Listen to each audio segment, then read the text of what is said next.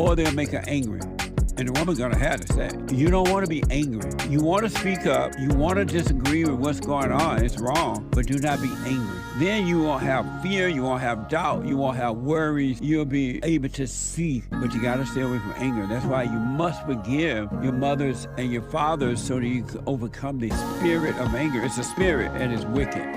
Nothing good in anger, because it has no love, folks. You need love to defeat evil. And love is not a weakness. It's a strength. It's from God. It's His nature. We have a counseling service, and I have to admit, thanks to God, it is the best counseling service on this side of heaven. I counsel with men and women, families, individuals around the world. Most people are unhappy, they're miserable, they have rough lives, they're depressed, suicidal, young and old, of all races. I understand, I know why, and I do understand it. Because exactly what's happening in me is happening with everybody outside of me, inside of them. And I've noticed that with those who really want to understand, they overcome it just like that, out of one counseling session. If you need counseling, you can go to rebuildingaman.com or call 800-411-2663. 800-411-BOND. Best counseling service on this side of heaven. I just want to say thank you for everything that you do. You've absolutely changed my life for the positive, and I just want to thank you. I was 29-year-old beta, living at home with my mom, and just was living in fear and in doubt, and I couldn't hold down a job. And then I found you, and I started listening, and I started just being more at peace. And I forgave my mom, and I forgave my father. And it's like right after that, everything just changed in my life, and I was able to get a good job, and I moved out, and I live on my own now, and everything has just changed. And I just want to say thank you, and I appreciate you for spreading that message. It really is a positive message. Amazing. That's good, man. I want people to know God loves us in ways that there are no words to express, because you have nothing to compare it to, right? Stay with the silent prayer. You haven't seen anything yet. It gets better. Steve, thank you for calling and thanks for holding. How have you been helped by the show? I'm going to tell you this. I believe you might go down in history as one of the greatest, if not the greatest, black man that ever lived on planet Earth, as far as I'm concerned. I don't know anybody before you that's been that great. You know, freeing the slaves is one thing, but you've been freeing people of their mind, which matters, it should be anyhow, to you more than anything else, because with the mind not being right, there ain't nothing else going to happen right anyway. If you can doubt every thought, because you're not your thoughts, if you can doubt every thought, knowing that you're not your thoughts, you don't create them, they're not from God, that they're from the deceiver, the great deceiver, Satan. If you can doubt every thought, you can be free, just like that. At an instant. Bring every thought into captivity. It's so amazing.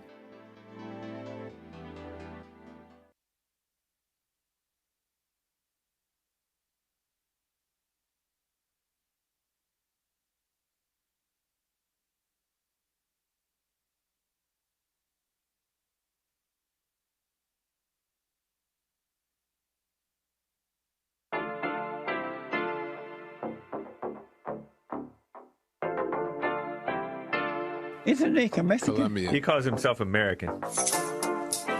What is this? Anchor Baby. And in this corner, it's the American Anchor Baby. Daddy's home. That's an offensive term. People find that hurtful. You mean it's not politically correct? Excuse me. I'll use the word anchor baby. You know, he's an anchor baby in Canada. Tell him we still rolling with Trump, too. Anchor baby, the whole thing sounds horrific. You're just making it sound like immigrants are these horrific, greedy people. Ustedes pueden aceptar mi negocio o aceptar las consecuencias. Plata o plomo. So you would be considered white, in my opinion. You the blackest one in this room. I think so. And what happened was his mama got pregnant on the other side of the border, and then a few hours before, just before it was time for him to pop out, she jumped across the border and let him fall on American soil. So he became the anchor baby. They don't call him the anchor baby for nothing. Amazing. We like this anchor baby, right?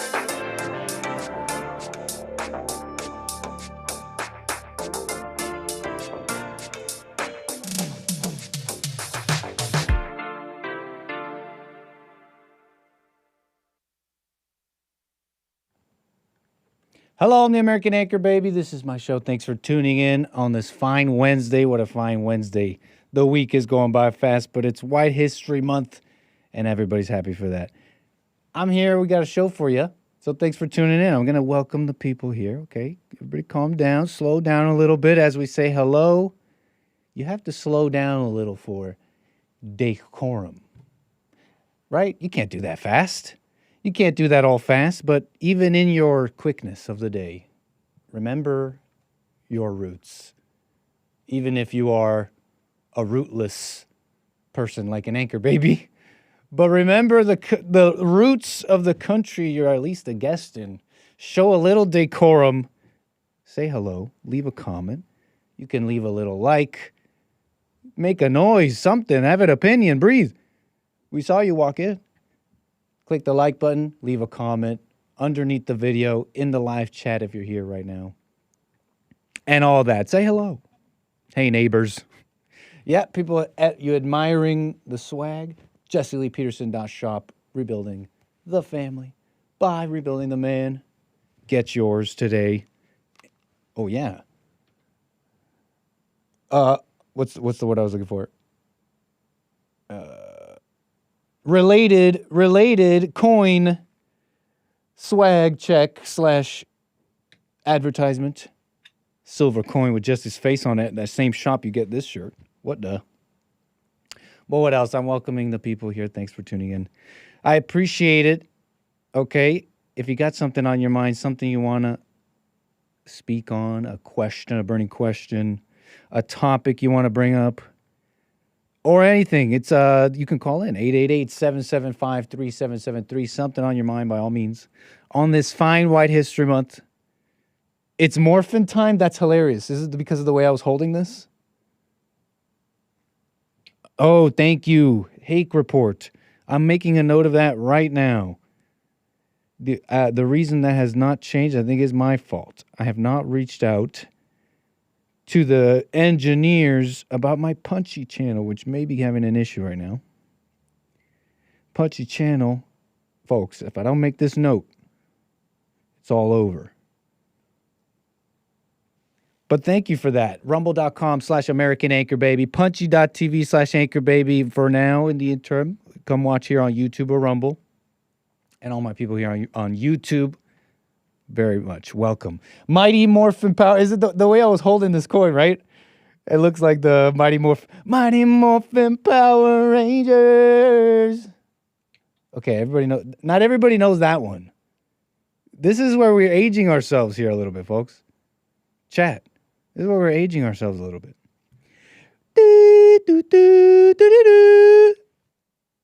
Type in the chat what the heck that was. If you do, you're the winner of today. All right, so folks, welcome. Happy White History Month. What else? What else? You're here. Welcome. Thank you so much. White History Month. I want to take you somewhere. I want to transport you somewhere for a quick moment before we get into the news. Anybody know?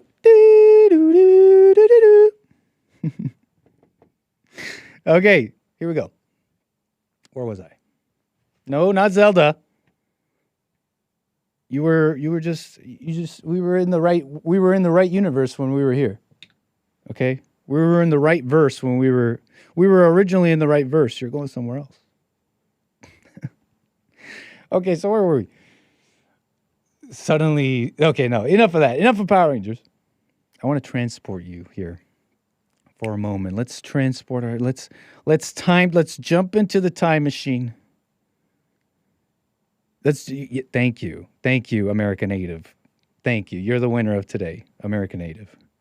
Unless it was colorful fart cloud, but I'm going to give it to American Native because that was he was more explicit with the answer.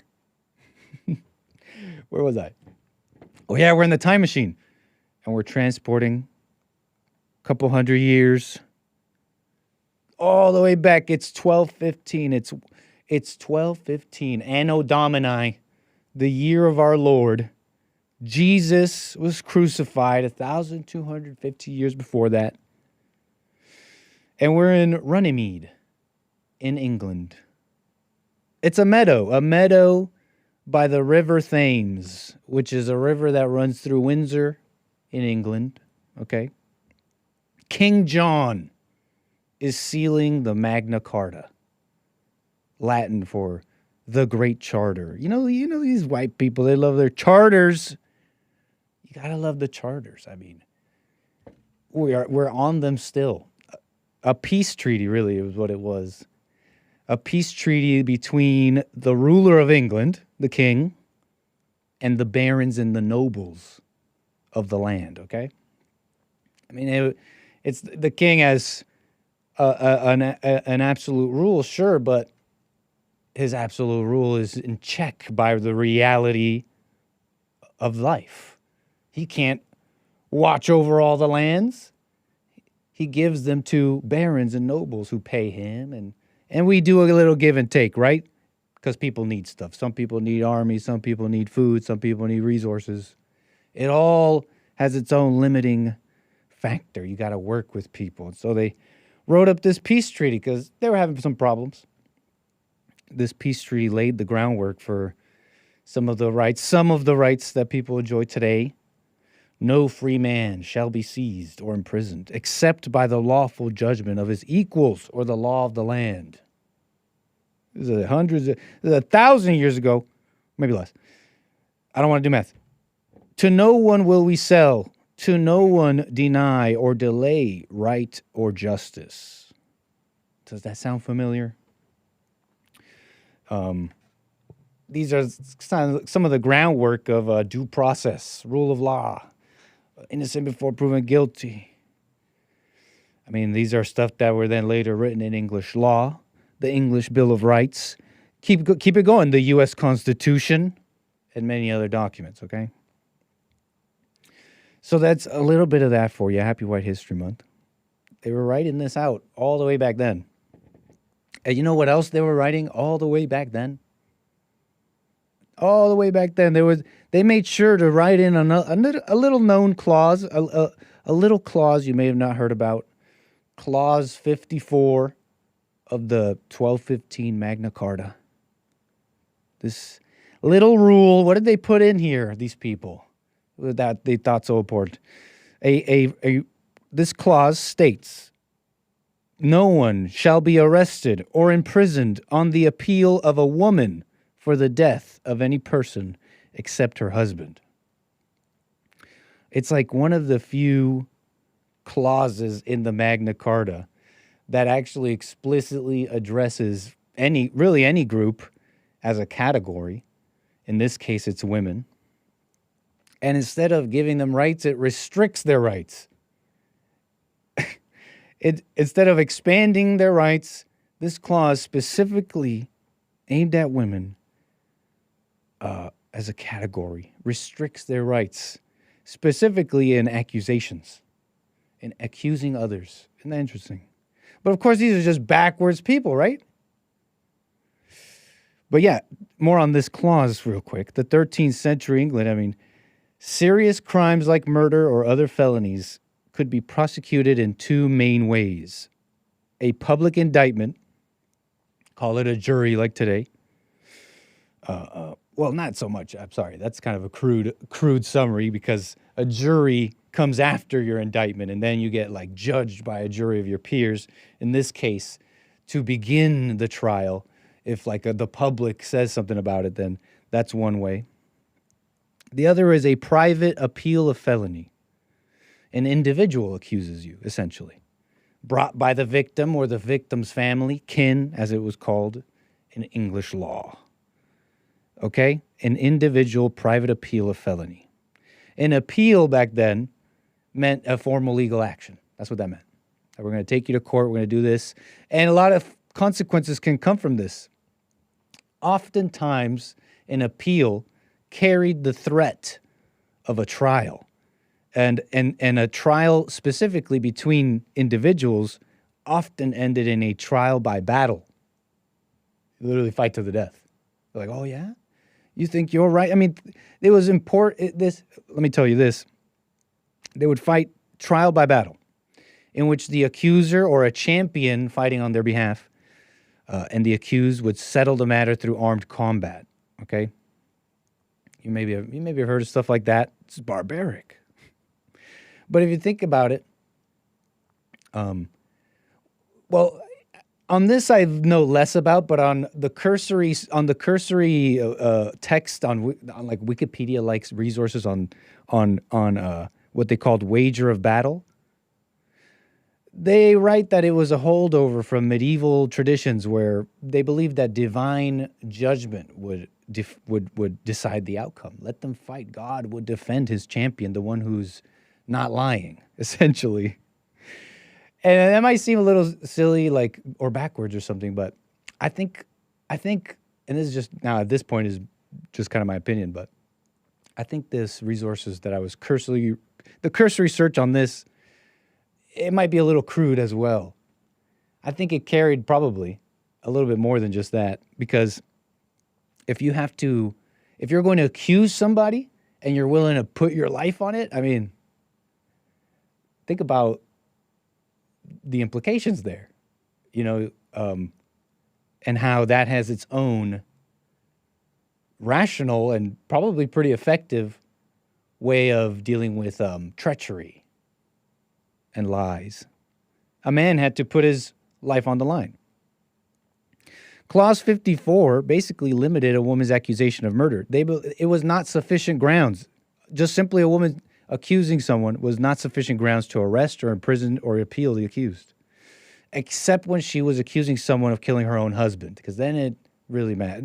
There were plenty of protections for wives and women in this time period, in this backwards time period. What a backwards time. These people, Nick, why are you even looking at these people? These are obviously backwards people who everything was demons to them. I'd say you're wrong about that. But just to finish this, women were generally not allowed to participate in trial by combat as well. So, see, they didn't hate women. We put women in combat today, do we? We say we put women in combat, right? But do we? Anyways. They weren't allowed to be in trial by combat, and as a result, the woman's appeal, on those grounds as well, was a woman's appeal seen as less credible. And there was so anyways, you're gathering how these backwards people saw women. Obviously, it was just a patriarchal society, right? It was just this patriarchal society who hated women. And plus, they're backwards. These people were drunk all the time. These are some of the misconceptions you have at this time. They're drunk all the time.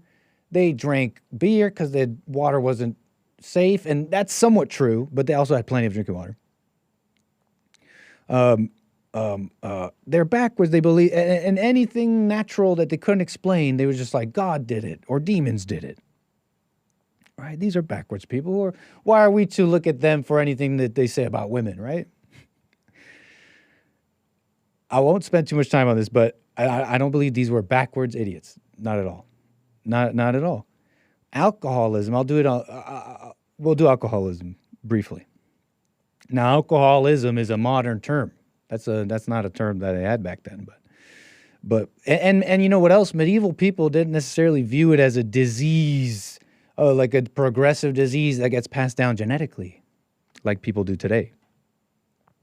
In fact, the medieval world viewed chronic alcoholism through this sort of dual framework.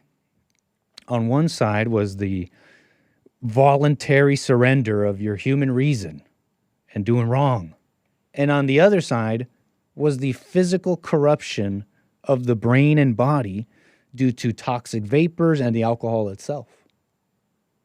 That describes this like tension between this moral tension and this medical side, it describes this tension between, well, is it like medical and inherited, or is it a moral failure, a choice, or otherwise? I mean, that's essentially the same tension that exists today. The very same, except kind of leaving out some, maybe even sillier things of today. They saw this in this dual way. I mean, it's exactly how it is today. It's exactly how it is today, actually. Pretty interesting stuff. Some stuff I gathered. This YouTuber who's really smart, way smarter than me on this, but was reading this book of historian A. Lynn Martin. It's called Alcohol, Sex, and Gender. And he's just this big historian on this time period, too. And I got myself a little copy. It's pretty interesting. Let's get some imagery. I mean, that'll kind of make things cooler, right? Alcohol, Sex, and Gender. A. Lynn Martin.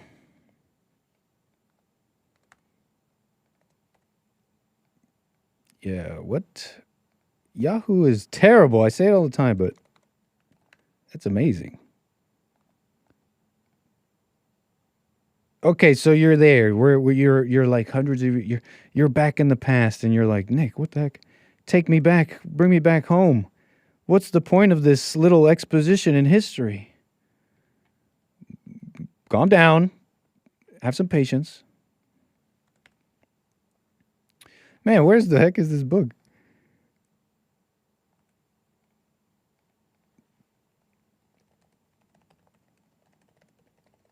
I did make it up. There it is. That's so crazy. If you look it up on... I'm sorry, I'm having a little trip out moment with the internet. Early modern Europe, okay.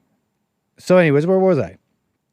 I mean, one of the more interesting parts of this of his accounts of this time is how early people were actually, they were perfectly capable of telling the difference between someone drinking like socially or whatever, and then someone who habitually is drinking. Habitual drinking and excessive habitual drinking was definitely noticed. And you get this idea that this time period was full of people with like, and there were some silly ideas, but the idea is that every battle they met with the mind and the mental health, or what they call mental health today, and it was just like,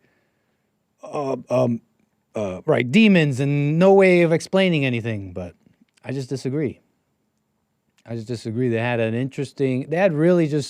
they've come to the many same conclusions that exist today about the spirit, the inside, the outside. I'm just scrolling through depictions of Lazarus. What is this? There's a lot of medieval depictions of, what do they call this? Lazarus's visions. I think the idea is that Lazarus, right, didn't Jesus raise this guy from the dead? The idea is that Lazarus went down to hell, I think. And there's like a lot of medieval paintings on Lazarus, which were interesting on their views of suffering and moral injury and how these and this dual view of spirit, depression, medicine, and you're following. The picture's been painted. I think the picture's been painted for you. What the heck, Nick? What's the point of this little what's it called? Not exposition. A little trip through history. You can actually go to. I mean, that's where they say they signed this thing. 1215. This is the River Thames on Google Maps. River Thames, Windsor, England. The Magna Carta Memorial. Apparently, you could just go there. And yeah, just like, I guess they signed this thing, at least in this area. They say this is the meadow besides the River Thames in Windsor, where King John of England pronounced Thames, I heard. Okay, I don't know what I'm talking about. I don't know what I'm talking about. But I've been reading a little bit, and I've been having fun. Can you tell? It's White History Month. And I don't know, playing Kingdom Come a little bit with you guys has got me on this medieval kick. It's really cool, bro, I swear. So anyways, what was the point here? Where was I here? Because, yeah, they're not backwards, and they may have had a point. They may have had a point. I mean, it goes back, right? It goes before even the medieval European monarchies. It goes to Rome. It goes to the Bible. Adam and Eve. What's up with the spirit of the woman? And how they were often restricted through all of human history. And not heavily, but in some very specific and important ways. Platner's campaign, this is CNN, Graham Platner's campaign is trying to navigate an exit from consequential main race, sources say. So that's the news, that's the rumor, is that Graham Platner, despite after that first New York Times article, we got into it yesterday, after that first hit piece from New York Times, these awful, disgusting women who decided to go through a fine-tooth comb and talk to every ex and pick the worst characterization of their consensual relationship with this guy, and proving yet again that no, the women haven't learned anything. Rape can mean anything they want. The word means nothing, and they can lord it over any man they want.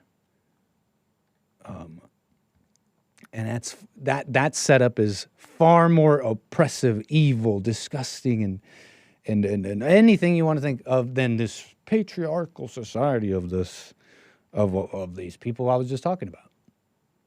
But that's the rumor. Despite winning record number of votes, and this was even after the hit piece, it seems like the Platner campaign is thinking they won't survive this latest salvo with this Jenny or whatever her name was on CNN and all these accusations coming against this guy who's running for the Democrat primary to run as a senator, to run for Senate against the current Republican Susan Collins.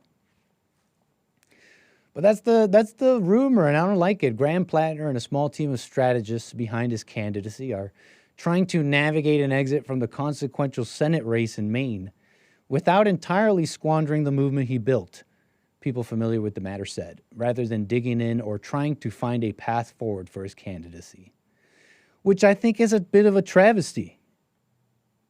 You know, you should dig in, I think. It's more than the Maine Senate race now. Sir, Mr. Platner, if I may, and I actually, whatever. You should dig your heels in and not leave. And you should do it as a service for all men. All men in America, all men in the world. Stand up for yourself. If this is a lie, right? If this is, I think I've heard him say, they're lying about him. And coming up with terrible, they're calling it rape. They're calling it rape. So it might be a service to all men in the world if you dig in and find a way through. But Nick, he's a Democrat. Some are saying even if it's true, stay. Whatever. No, don't worry about that. As a service, all that. What was I saying here? But Nick, he's a Democrat. So I'm starting to gather that the upcoming midterms, the upcoming 2026 midterms, November, is going to come down to a few races, actually. I'm starting to gather because Republicans currently hold a 53-47 Senate majority, okay? Democrats need 4 seats to take control, okay? If they're able to hold, and so both sides have seats that are vulnerable. This is one of them. Susan Collins, the Republican senator out of Maine, is seeking a 6th term in a state that Kamala Harris won by 7 points. Okay? And Democrats have vulnerable positions too, but if they're able to keep them all, they would actually only need to get 3 seats to get the majority. So you're starting to gather that this upcoming midterms is going to come down to a few Senate races. So it's like, Nick, let this guy go under. Do it for Trump. I want Trump's vision to happen, right? But I'm not I I don't have it all under. I don't know it all. Like I don't want to. I don't even have to comment on all of it.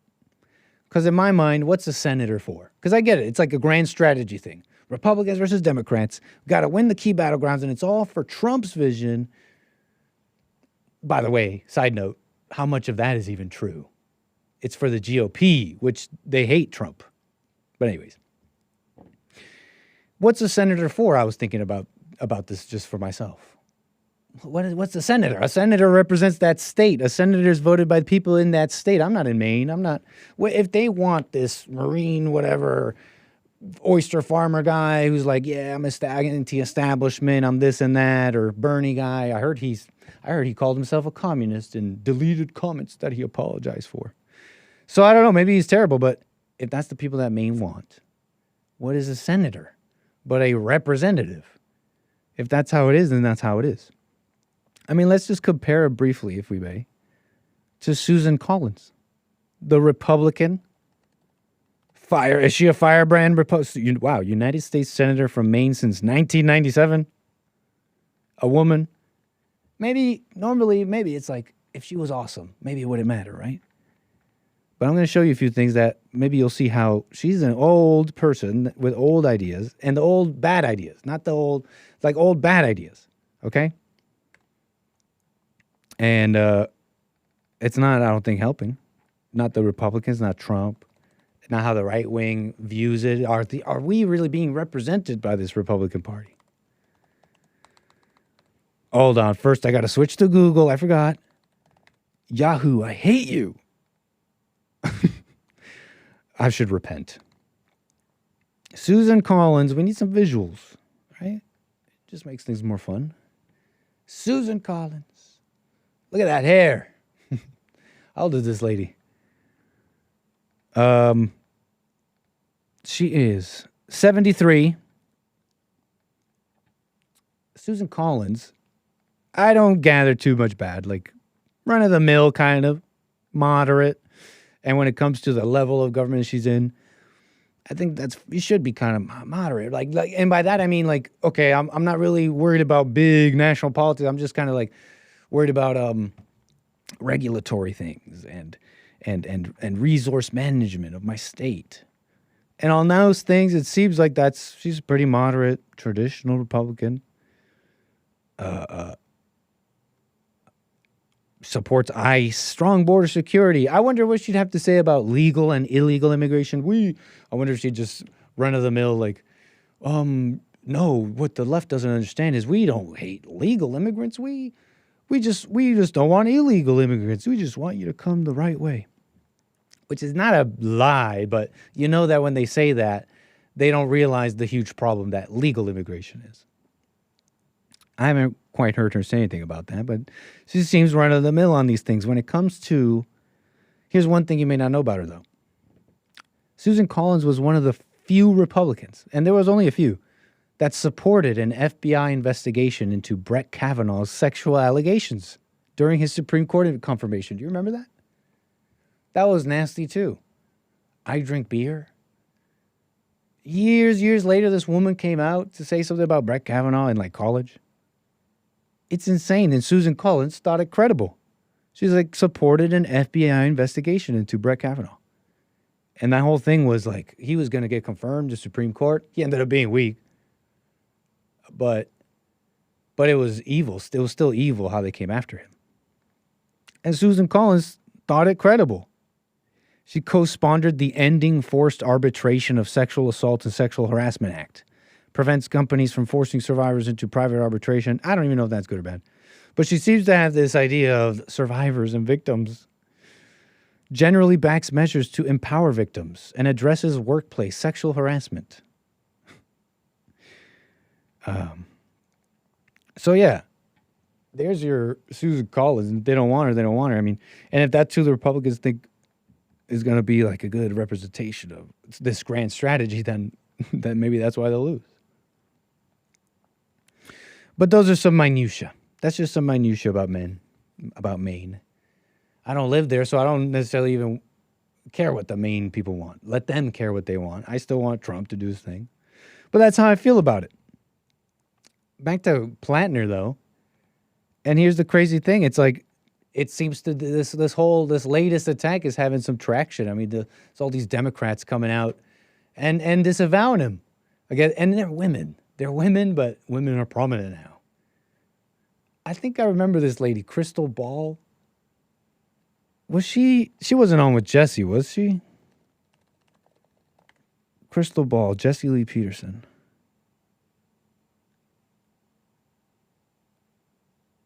She may have moderated a debate at Politicon involving Jesse Lee Peterson, but Crystal Ball,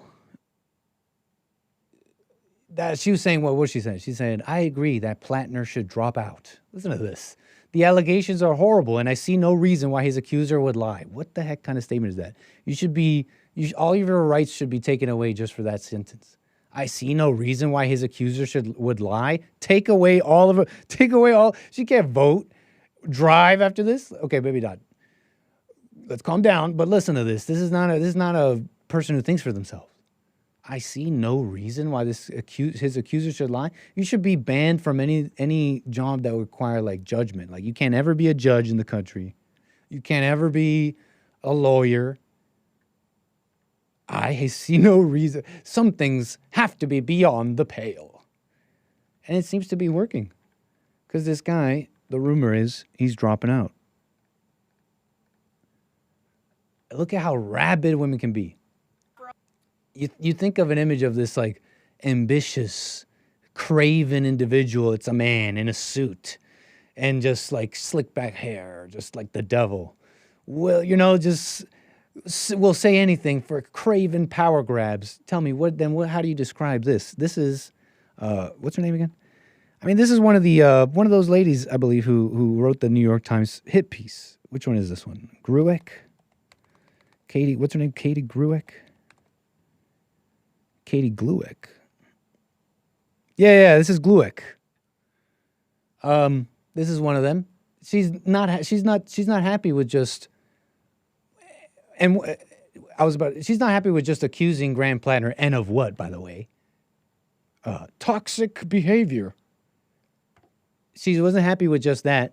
She's now on a crusade going after the staffers who have nothing to do with it. She's like, you better, this is like, I don't know, Hitler level, whatever you think of, whatever you were told, whatever you like hear about the Nazis or communists, and you can't disagree. This is like a Night of the Knives march through the journalist departments a march through DC and forcing people to take a knee. And if they don't, we'll behead you. If you're a staffer on the Graham Platner campaign and you either just quit in solidarity with the survivors or you would like to quit but you're concerned about where your next paycheck is going to come from, send an email to supportforsolidarity@gmail.com and we will help you find your next gig. We made the same offer to Eric Swalwell's staff and sent around resumes for folks across all different levels of experience. Solidarity is important. Taking a stand against abusers is critical, but it's also important that you are able to feed yourself while we live in a cost of living crisis. Isn't that so nice of her, right? But think of the choices she presented. Either you're standing in solidarity with the survivors and you already quit, or you're about to quit, right? Think about how this is the woman's way of ruling. No one should feel stuck working for a predator, and we want to help. I also want to be clear that this offer does not extend to his consultants, who are very well paid and who absolutely should have severed ties the second they got a request for comment on the first story. You know that this man has no path to victory. He's lost endorsements from Schumer all the way to Sanders. The full spectrum of the Democratic Party is out, so all you're doing is making yourself look like a fool. And frankly, if you don't release some public statement quitting and denouncing him pretty soon, I hope that you never work again in Democratic politics. But back to my point, if you are a rank and file staffer and you need help getting out of that situation, please send an email to supportforsolidarity@gmail.com. We will help you. This is the devil. This is the devil, painted by monasteries thousands of years ago. This is the devil, the spirit of the woman, the accuser. Listen how she calls them survivors. So they're already survivors, folks. See how fast this moves? About where your next paycheck is going to come from. They're already survivors. Graham Platner campaign. Where, on what grounds? And you either just quit in solidarity with the survivors. On what grounds? Women can't rule. They can't. So that's the lady who wrote the New York Times piece along with some other lady. What else about this? Yeah, what a scam. Evil. So, what else about this? So, yeah, there's survivors already. It's absolutely insane. So, yeah, he should. I don't think he should. He shouldn't quit.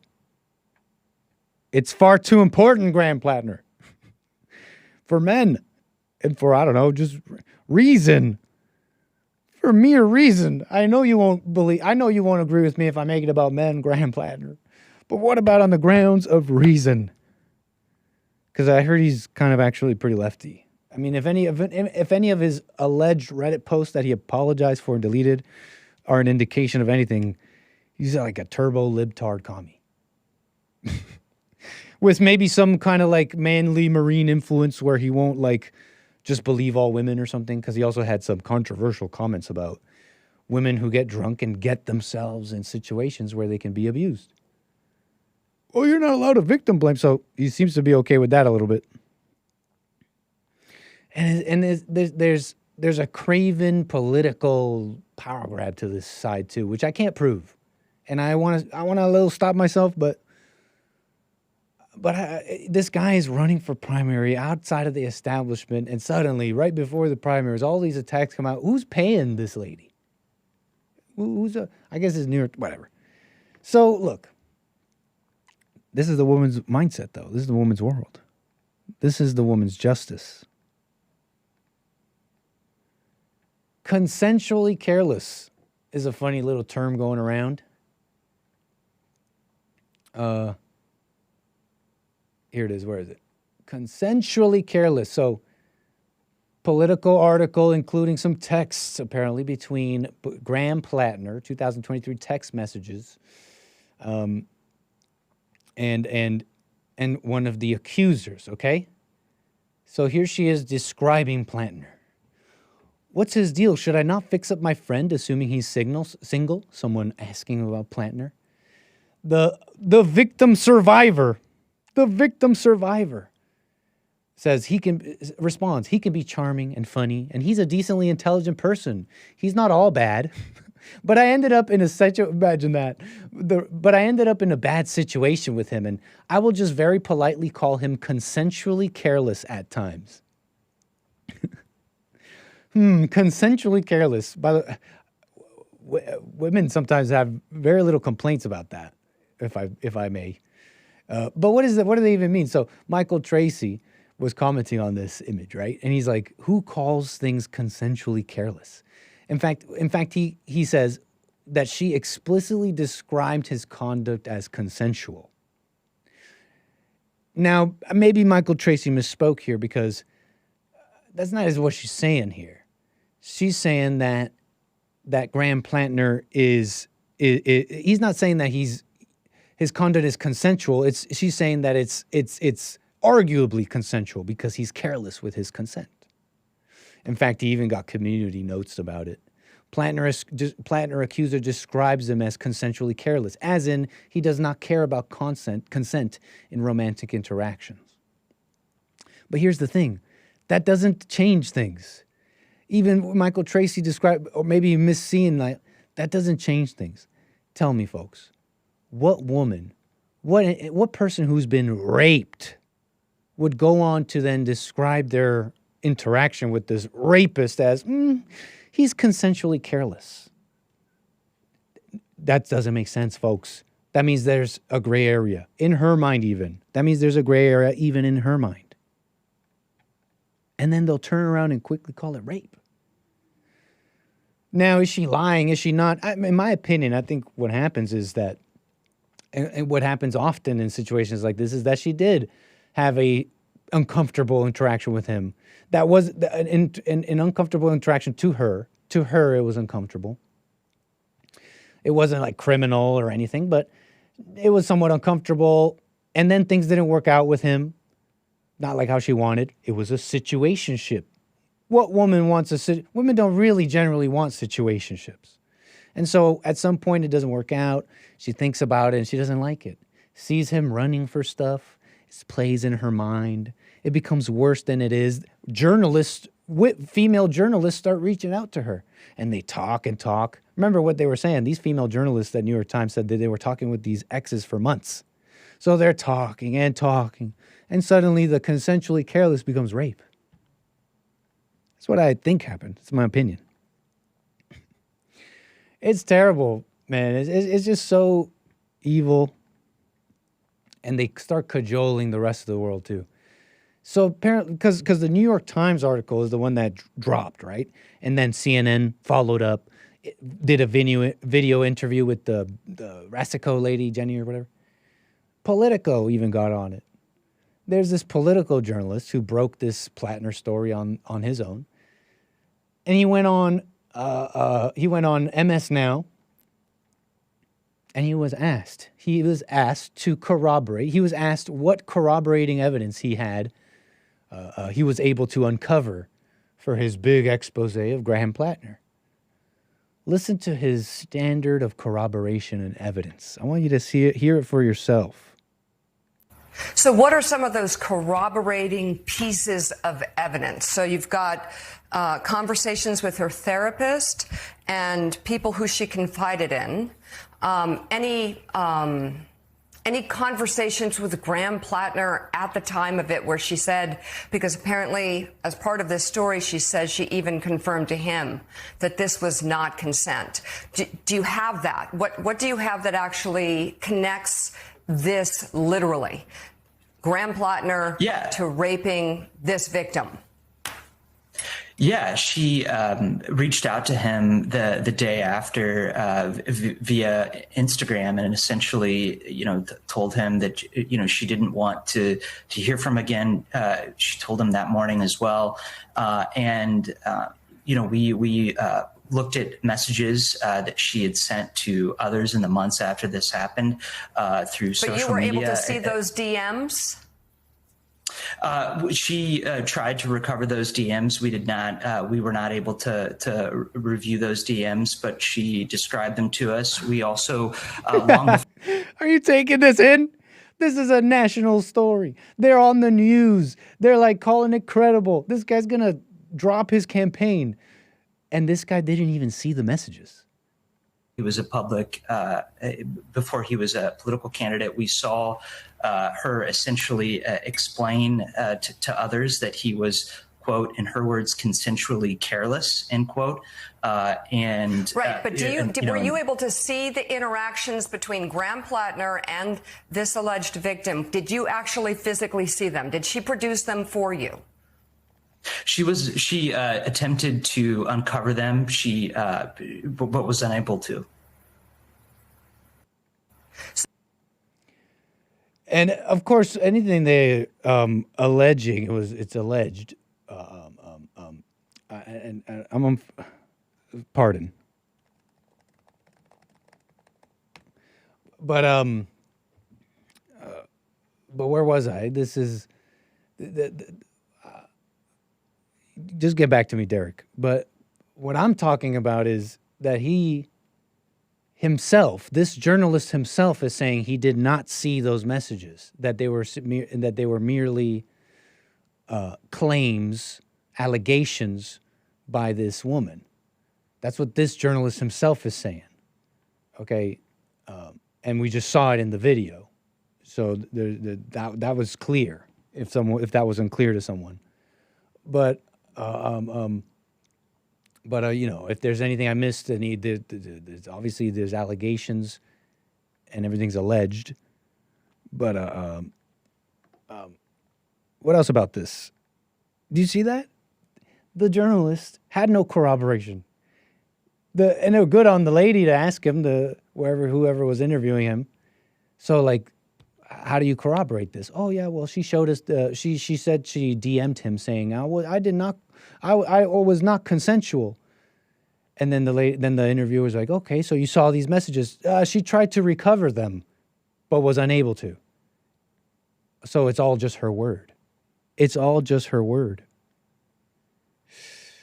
So what a mess. Having a Nazi tattoo, being vaguely toxic, and these kinds of things is not rape. And fudge, Fox News, man.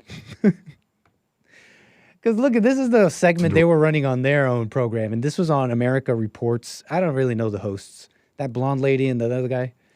They were running this segment on this, and it was somewhat neutral. It was somewhat like just describing the situation, but also not.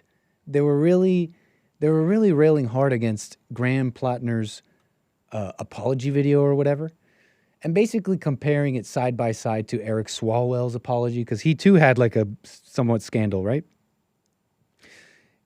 They compared it side by side and basically tried to make it seem like it's just dishonest and it was just probably written by someone else. Things that are maybe true, but Fox News, what is your point in saying this?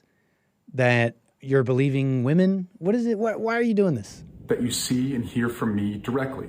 I wanted to directly address the troubling, serious, and false allegations against me. These allegations of sexual assault are flat false. Any accusation of non-consensual behavior is categorically false. I'm going to spend time with my family and friends, and I appreciate those who have reached out to me to show support. We are taking the time to reflect on the best path forward for the state that I love, the people that I love. Mark, that you see. So I don't really know what their point was, but it really Fox and the establishment kind of conservative side, they really are kind of like the same about men and racism in the country. They're just kind of like old ideas, old kind of brainwashy ideas, right? Like civil rights and all that mess. So what a mess was Graham Platner there. He should not, and I don't know the nature of the accusations. I don't know the nature of any of the things that are largely unproven. It's all allegations. It's all allegedly. But my bottom line, what I'm saying is that on mere allegations, it's the world is moving on this, on mere allegation. And it's pushed by a woman. Somewhere along the way, a woman set it in motion. It's so wrong. All right, what else about this? What else? I think that's pretty much it. 888-775-3773. What else about this? I think Michael Tracy had a go-off moment. Can we just see what he was going off about? Let's see, because I think he's talking to one of these accusers. Lindsay Fifield. Lindsay, a survivor. Is this a survivor? Hold on, let's double check. Let me see, where'd I put all that?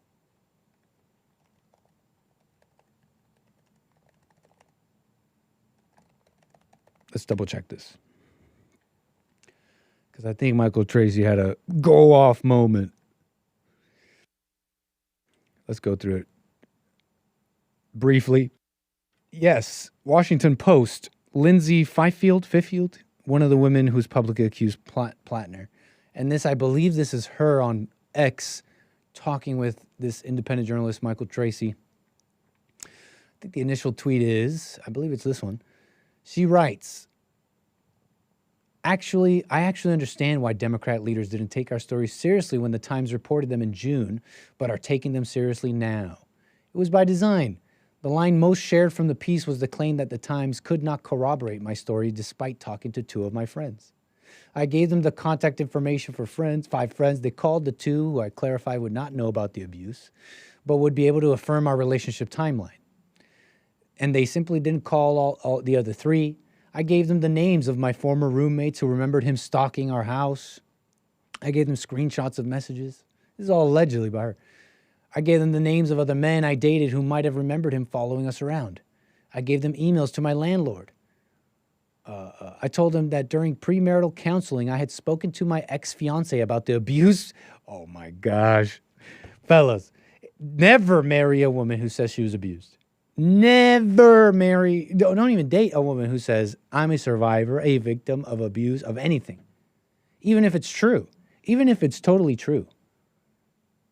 it doesn't matter either way, because even if it's true, that means she's still seeing it the wrong way. So if anything, especially if it's true, but yeah, no, never, ever. If she's saying this, if she just mentions it, even, oh, I need to go to therapy, or it's like, oh yeah, I was abused, but if she even mentions it, walk away. You're not a victim. You can't overcome all things that happened in the past. But where was I? Apparently she's in premarital counseling with her and because she's about to marry someone. Think of, what is that? Premarital counseling. Oh, sorry, I'm just having a headache just reading this. So she's in premarital counseling with the man she's about to marry, telling them about her ex-fiance. Oh my gosh, I'm just realizing what this is saying. She was in premarital counseling with a man who is now her ex-fiance. She did not marry this person. So maybe that guy figured it out. But apparently during this premarital counseling, which maybe pushed this guy away, she's explaining how she reacted with terror anytime he lost his temper. They said, no, we don't need to bother him. As the weeks dragged on, I stopped trying to give them evidence because the amount I had already given them seemed to overwhelm them. My friends might not have known the details of the abuse. Blah, blah, blah. Long before he ran for Senate, they assured me in their reporting would be small. I thought my details would only serve to affirm Jenny and the other anonymous woman. Jenny and I, having never met or spoken, both shared with these reporters terrifyingly similar details of intimate partner violence, coercive control, and cycles of abuse/love bombing. That's why you're just like really nice. And then if you're like mean in between the niceness, then your niceness is love bombing. The third unnamed woman. Okay, so blah, blah, blah. So that's her going off. Michael Tracy responds, since you're now complaining to the Washington Post that Platner would pull condoms off in a sneaky way during sexual intercourse, and this allegedly occurred at least 6 times over the course of the consenting adult relationship you carried on with him for 2 years, explain for us what you did to rectify this purported victimization at the time. You were both adults, correct? Did you at any point terminate the relationship because of this purportedly victimizing behavior? Did you take any corrective action at all? Or did you just continue to have sexual intercourse with this person? Fine questions, Michael Tracy. And now, over a decade later, you've decided to self-righteously whine about it for mass public consumption. You're the one who bizarrely chose to bring this information into political domain. So we deserve answers. You clearly have no regard for basic privacy, even in the most intimate of encounters and in the context of a 2-year consenting romantic relationship. You must think the world is your personal gossip rag. We all really needed to know about the prophylactics that may or may not have covered Platner's junk when it allegedly did stuff. That's something you felt the nation must urgently be informed. Yeah, women are gross. Women are actually gross. It's unfortunate that you have succeeded in emotionally blackmailing a large number of people, including at major media outlets, into validating your garbage antics. And of course, your Con Inc. colleagues are right behind you, giving you inspiring attagirls for your fundamentally disgraceful behavior. You're a total scumbag, which is probably why you've done so well in your chosen field. Go off moment by Michael Tracy. I think we can leave it at that. What a mess, huh? So that's why, okay? So I don't want to hear about it. He's a Democrat, Nick. You don't get it. But there's right and left, and there's right and wrong. Okay, enough of that joke. Anyways, what are y'all thinking about this?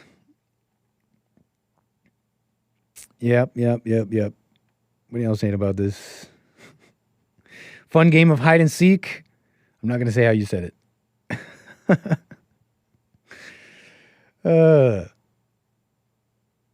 Hey, what's up, Faith in Him? I hope you can read the book I gifted to Jesse. Amazing. Oh, no way. Is that you? Shout out to you, sir. Good luck with my ex. Yeah, what are y'all saying? Yeah, the Survivor thing is insane. Yep. We cannot let the ladies make rules, okay? They can't. It can't work. It does not work. No, I almost repeated that. Kill the ego. I mean, what that lady said it, right? I could say, grape is sexy. What that psycho who accused Trump said on that show with that reporter.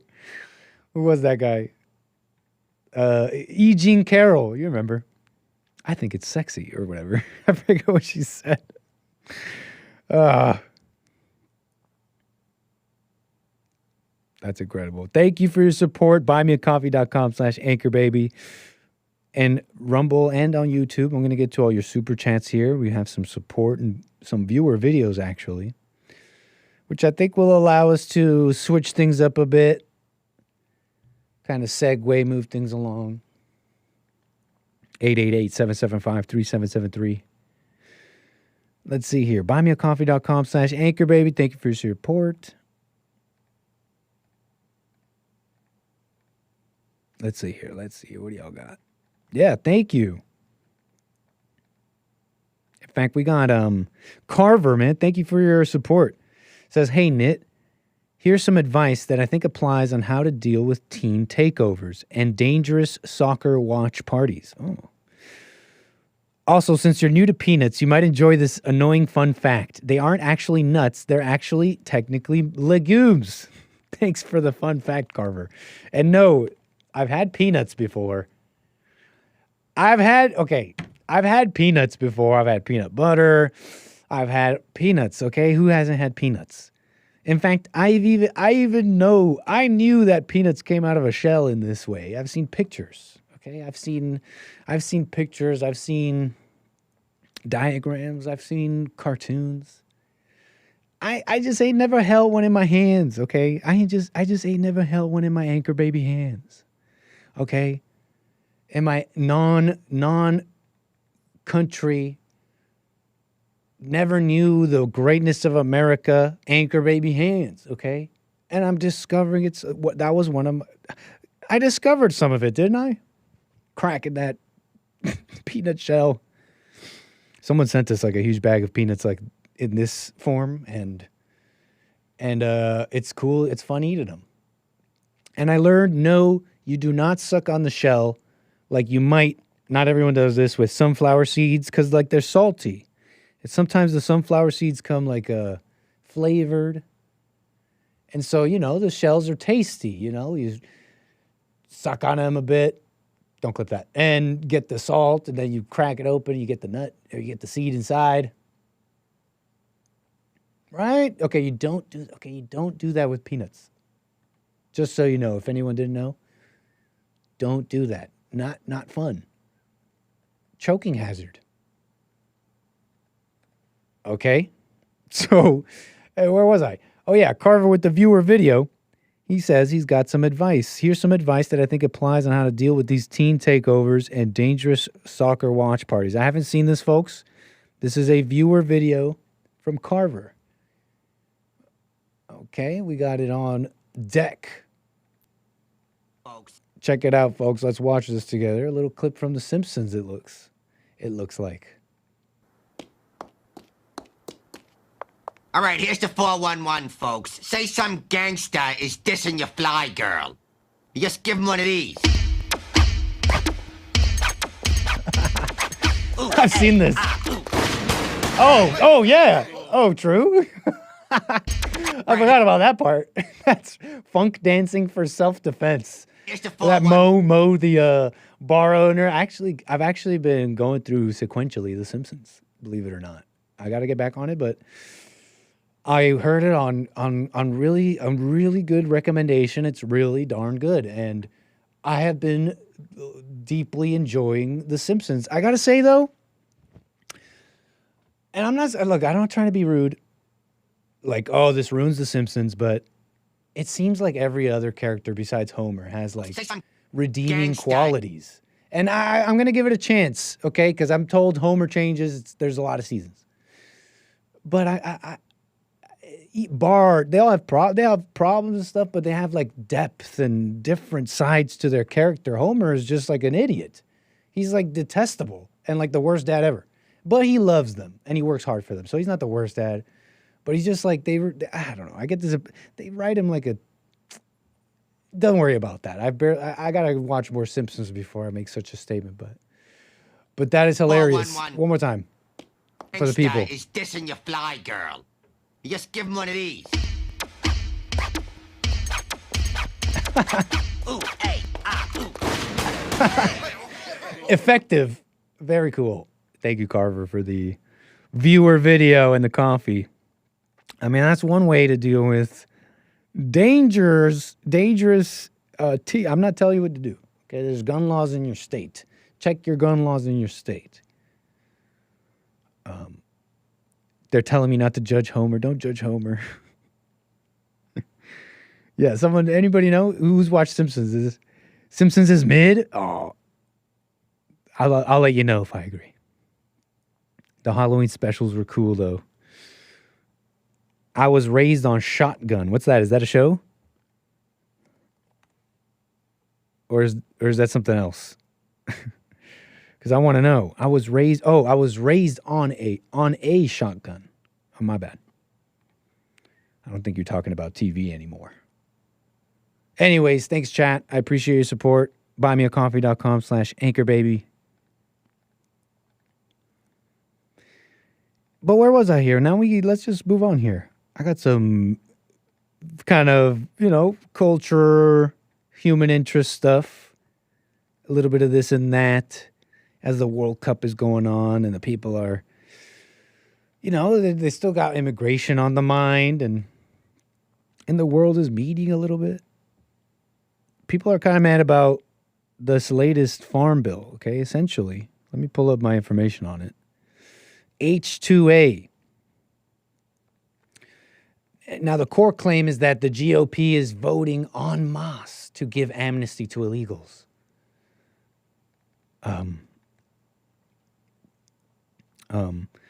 they're responding to this post by this Immigration Accountability Project. Amnesty alert, they write. Congressman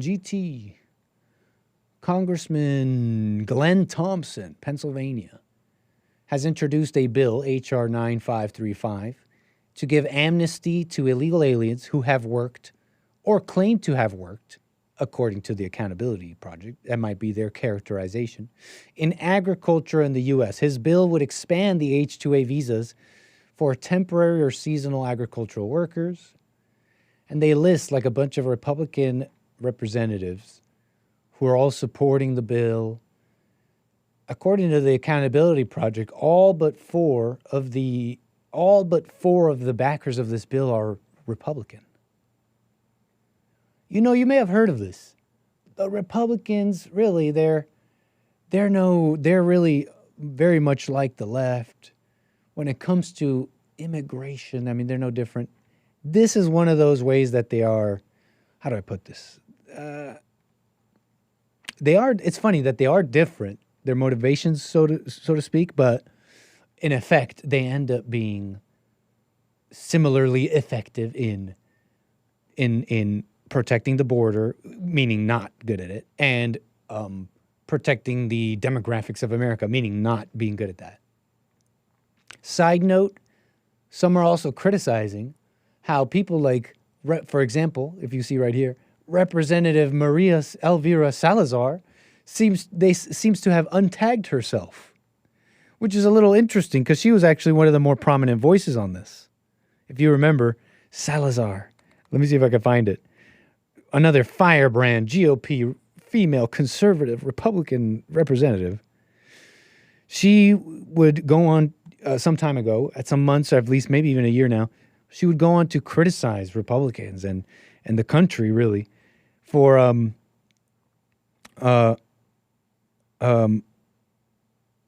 where was it? To basically give amnesty, that it's like the right thing to do, and even like calling out the judgment. I'm trying to find the video. I don't want to put words in her mouth, but it was like to the effect of I may have found it. It's just funny that she untags herself from something that she was like instrumental in. Don't want backlash or something. I mean, where did the video go? I just had it. Sorry, x.com is difficult to navigate when I'm switching screens. There it is. Come on. If I bring it up here, will I lose it? Okay, there it is. Now let's see if this is the full video of her saying it. She was instrumental in this, as she's a Republican. Señor presidente, el mismo Dios que se lo salvó a usted de la muerte. Oh, yeah, that's right. I think this was Spanish. She's talking to the president. The same God, she says. Here, I'll try and translate. Señor presidente. Dear President, el mismo Dios que se lo salvó a usted de la muerte en Pensilvania. The same God that saved you from near death in Pennsylvania, Butler, the assassination attempt, solamente un año. In just a year ago, Y que le puso de vuelta en la oficina oval and put you back in office. En contra de todo pronóstico. Opposed, despite all the opposition. Es el mismo Dios todopoderoso. Is the same all-powerful God. Al que millones y millones le están rogando hoy por that millions are asking dignidad, no for dignity amnistía. And not amnesty. Not mere amnesty, but dignity. Señor presidente, yo Sir President, sé que usted puede ser para inmigración lo que Lincoln fue para la esclavitud y Reagan I know that you can be for immigration what Lincoln was for slavery and civil rights. para el comunismo. And for, wait, what? For communism. Usted es un hombre de negocios que You're a man of business, she says. She's talking to President Trump. mismo. You're a Usted man es of... un hombre de negocios que Okay, I guess it ends there. You're a man of business, or make it. Señor presidente. You're a deal maker, she's saying. So you're getting it. You're getting the vibe. It's funny. She totally takes herself off of this. But she's not alone, right? You can see all these Republican representatives, and it tells you about, well, what's the force that makes it difficult to protect the demographics of America and the border and get rid of illegals? It's not just Democrats. It's not just, although it is a lot, but it's this right here. They're supported by these industries. They get money and the same stuff. Is this characterization a little extra? Maybe. That this is like amnesty to all illegals, blah, blah, blah. It's far more narrower than that. It's about workers. It's about illegal workers in specific industries. I'm not saying I like it, but, on this X.com reporting, I think it's for this reason that it's often emotional, and so you got to take it with a grain of salt. So, I don't know, call this a little moment for some credibility for the anchor baby. I'm not saying I like it, but I think this is a little much. En masse amnesty. Now, maybe it is in effect. You know what I mean? Because if you can't prove how long they were working, I mean, they're here illegally, and they say that they were working or whatever. You know what I'm saying? Like, it's in effect an amnesty for maybe a lot more than they're willing to say, but blah, blah, blah, right? That's a little bit of the mess. You guys are saying this is my mom? You guys are saying this is my mother? You guys may be talking about somebody else, but it'd be funny if that's what you guys were saying. That's literally your mom, dude. Representative Maria Salazar, my mother. Now you see why I turned out the way I did. I'm mad at my mom. Like, she's like a Republican. She's not at all. I'm going along with I'm going along with a bit. My mother, Representative Maria, not you, fool. I'm running with it, Francisco. It's funny. Now you see why I turned out the way I did. Radical anti-anchor baby. Representative Maria Salazar, my mother. That's a joke. That's a bit. I want to get to my callers here. I appreciate the patience. And we'll get to some more kind of, we're having some like neighborly moments here.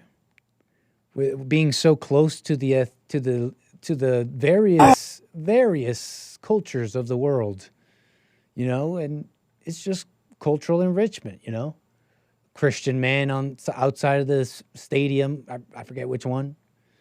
They're watching soccer, it's over, and He wants to preach the word. He wants to preach the gospel. And then we'll get to calls. Muslim man does not like it.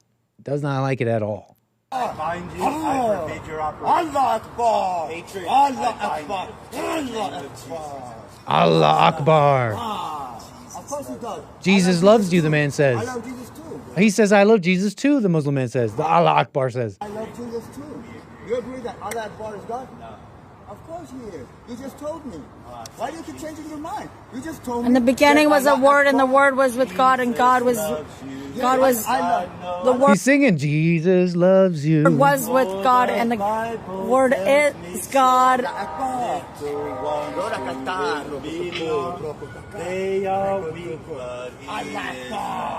Akbar. Jesus. You know what's so annoying about this video?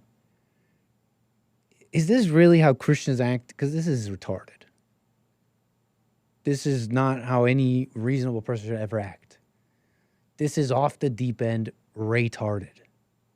And I mean that as in, I'm not saying that word. I mean like Ray from like Trailer Park Boys or something. Okay? Put him in jail. He's pushing you. Call the police. Sing about Jesus? I get it. He's like, look, I get it. He's like a Christian and he likes this stuff and he wants to go around preaching it. Like, I'm not, like, it's not, I don't hate it. I think it's a little silly. I don't even know if God even, I don't think it comes from God. It's mostly cultural in my mind. It's just like someone going out and saying, well, I really like insects and I want to express my interest on that. Like, I don't think God made him do this, but it's fine. But it's just so retarded because this person is deranged and like brushing up against the law, the limits of the law, touching him like that. And what is the Christian, like, these people are like invading the country en masse. And one day this won't be a crime. Do you understand what I'm saying here? Do you understand the picture I'm painting? Like, one day this won't be a crime to push him around because he's speaking about Jesus. And then what are you going to do? Like, this guy is like, you know, kind of like pushing against the limits of the law, pushing him around like that. And he should take this seriously. That's what I'm kind of trying to say. When you see this guy pushing you, saying Allah Akbar, basically about to hit you, and you start singing about Jesus, I don't think you're taking this seriously. I don't think you're taking, let's say this man believes he's being invaded by Muslims in the Christian country. Then you're not taking that seriously. It's God. And then I don't know, is that his wife or something? The word, beginning of the word, in the beginning was the word, and the word. Jesus. Who are you talking? Nobody's listening to you. Jesus loves Robin. Yes, Jesus. Look at this guy. Loves him. Yes, Jesus loves Robin. What if this guy got hurt? What if this guy got hurt? What if this Muslim guy hurt him? I love you. I love you too, says Allah Akbar. How can 3 be 1? How can 3 be 1? Very simple. You're 3. Are you in elementary? You are spirit, soul, and body. You're 3 by 1. That's how he can do it. Are they debating the oneness of God? Wait, hold on. Wait, are they debating the triumph? What are these? I think I'll put the Muslim man on this. Oh, wait, hold on. Just calm down, Chad. I played around. But spirit, soul, and body. You're 3 by 1. You're 3 but 1. Let me ask you something. Praise the Lord. That the Muslim man's not gonna like that. You get 3 and 1. No, God is only 1. The Muslims really don't like that. Praise the Lord. You haven't gone to first grade, have you? I love Jesus too. How many times have I told you that I love Jesus? I love Jesus too. I heard the Muslims love Jesus. I heard they revere him as a prophet. Spirit, soul, and body. Jesus is the word. Yeah, of course he is. That's why. Yeah, Jesus is the word. Muslim man responds, oh, of course he is. That's why God said, the word was with God, and he was. And the word was God. Yes, of course, because the word is God. Of course. That is insane. So we got more videos for you. You guys are going to eat here in a moment, but we also got calls. So I appreciate you holding. 888-775-3773. I got Ross out of New Jersey. How you doing, Ross? Nice to hear from you. You're on the air. Hey, Nick. How you? Good. How you doing? All is well, man. No complaints. I was wondering, I know you're out there in California, but in the harbor of New York City, there's a woman standing holding a torch, lighting the way for all women to come into America. How do you feel about that? You talking about the Statue of Liberty? Yeah. The Statue of Liberty is lighting the way for all women to come to America?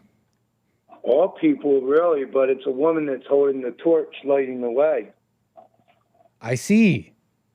I know very little about the Statue of Liberty, except for maybe like an inscription at the base that says something like, what is it? What's the inscription on the Statue of Liberty reads, as it reads, "Give me your tired, your poor, your huddled masses yearning to breathe free, the wretched refuse of your teeming shore.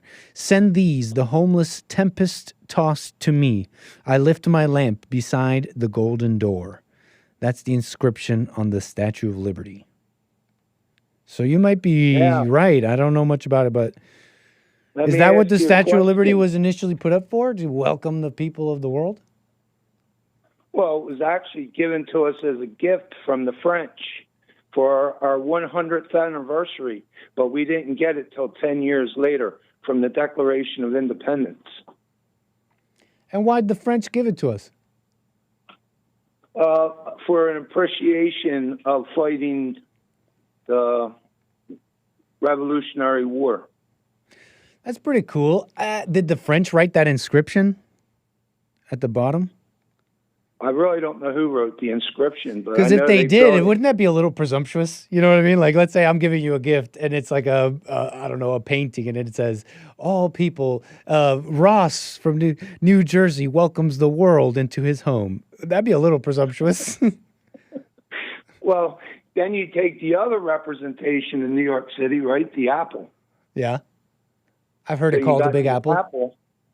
And then you also got the bull.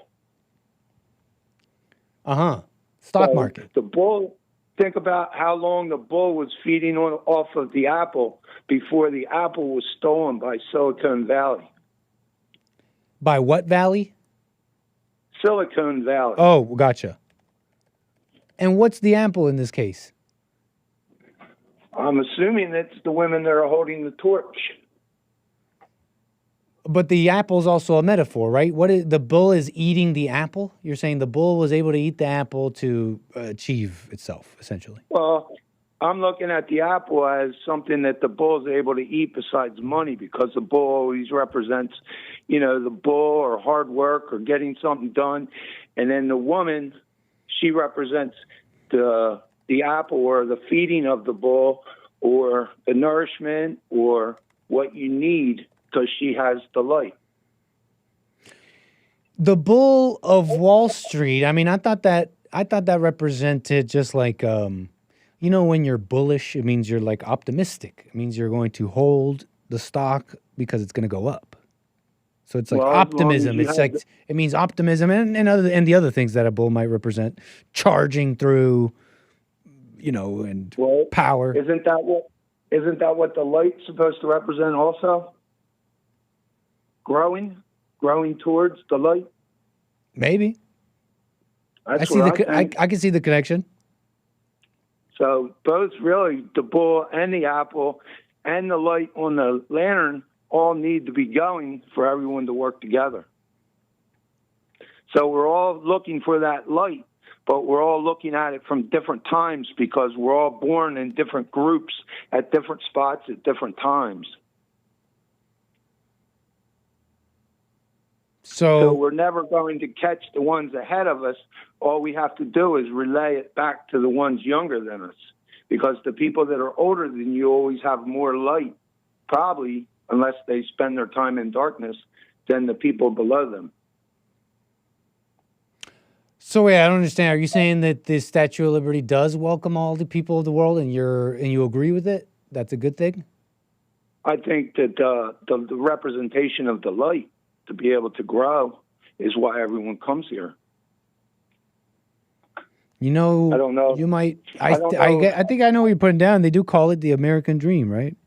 And it is largely like economic for a lot of people, especially the people coming. It's like, yeah, I can make something myself, earn whatever I want. Which I'm not poo-pooing, by the way. It's kind of like, you know, it's close to freedom, and so I understand why they like it. But I see what you're putting down. I think.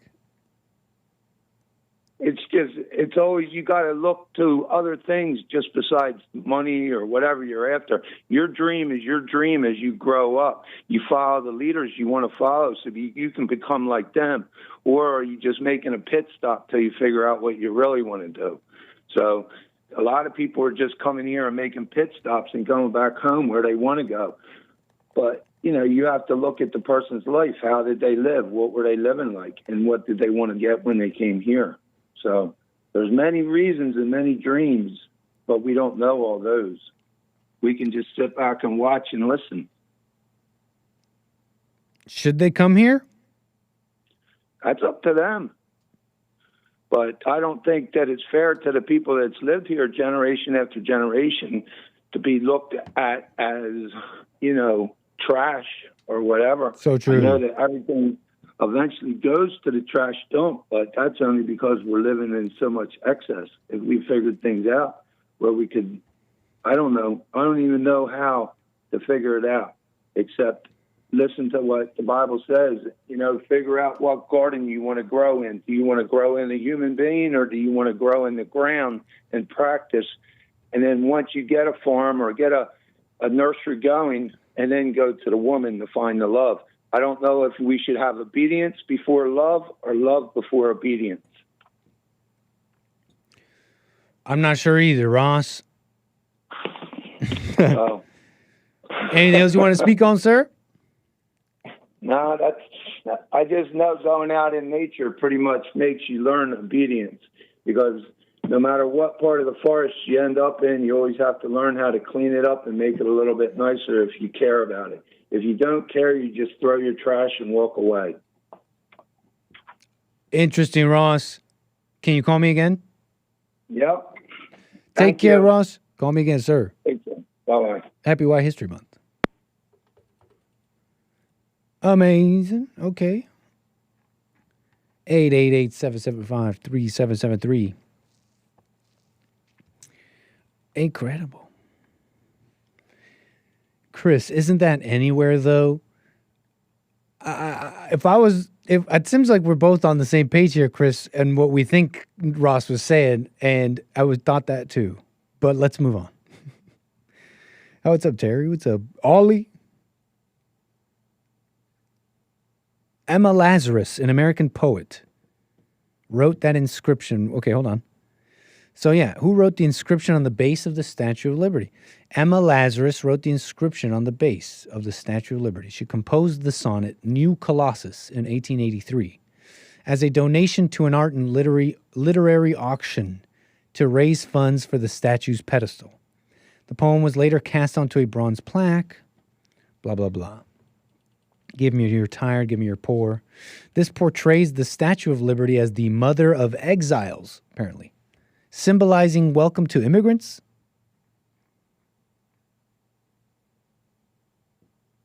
Lazarus. That's so weird. Emma Lazarus is coming up. And I was talking about Lazarus' visions in medieval period. I didn't plan that. Emma Lazarus. Emma Lazarus was an American poet and activist of Portuguese Sephardic Jewish descent. Okay. And she was inspired by her work aiding Jewish refugees fleeing pogroms in Eastern Europe. Oh, this is interesting. So this is literally like a modern thing. And by that, I mean, you can't say that this is, because people like to tout the Statue of Liberty and all that as America's ideals. Well, how can you be against birthright citizenship? Have you even read the placard on the Statue of Liberty? But look. Oh, and the inscription came way after the actual statue. Wait, hold on. Did the inscription, am I reading this right? Way after the actual statue? Because then they totally retconned the Statue of Liberty, if that's so. Yes, the inscription, the bronze plaque with Emma Lazarus' poem, came significantly after the Statue of Liberty itself. Folks, our history is like a lie.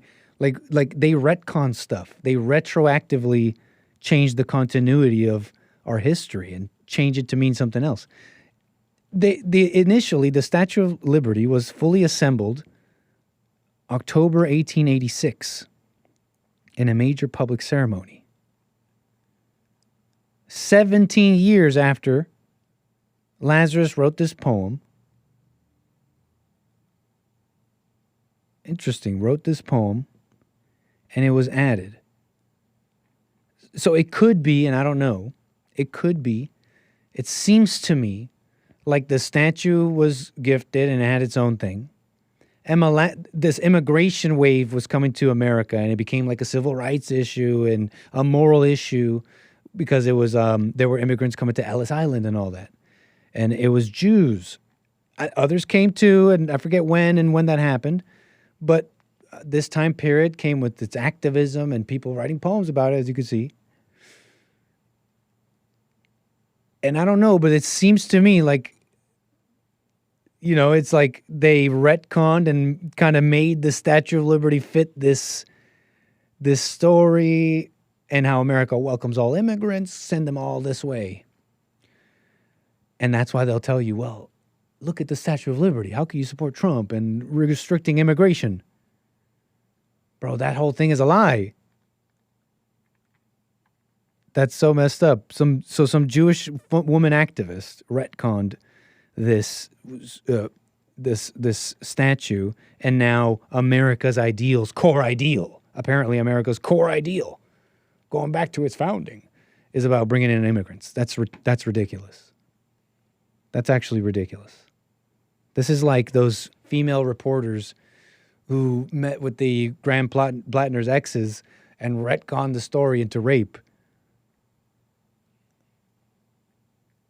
That is I'm getting this from Wikipedia, ABC News. Oh no, sorry. Yeah, ABC News. Some old post on when this poem was written and put on the statue. Interesting. Anyways, what was that statue that Maze is supposed to look like? What statue was that one? The black Statue of Liberty. Shout out to the Black Statue of Liberty. Shout out to Maze.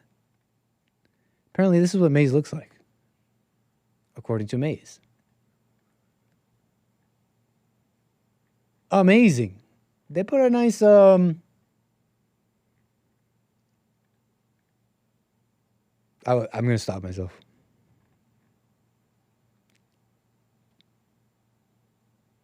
Let's stop. The first statue of... Yeah, the Black Statue of Liberty. The Black Lady Liberty statue. What do they call this? The original Statue of Liberty, some are calling it.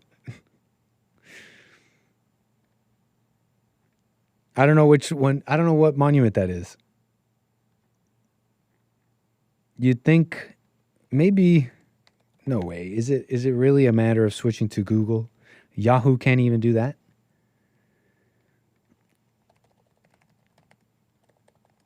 The Black Statue of Liberty.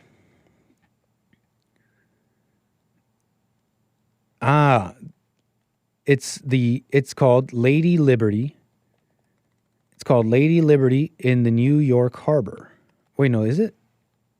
No, that is the actual Statue of Liberty. Hold on. Does it matter? Who cares? I can't get it. I can't find it.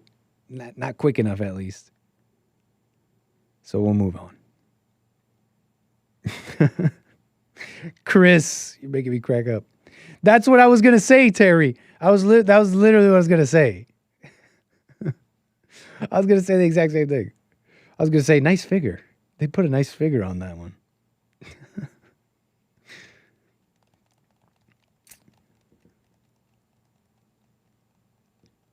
Amazing. Just seeing what you guys are writing. But anyways, can we keep it moving here? Because I think I got a funny one for you. I mean, we're talking a little bit about ethnicities, and the various ethnicities sometimes. They're meeting each other at this World Cup, and it's kind of the tension might be high at times. They could be so different. But in some ways, we're so the same.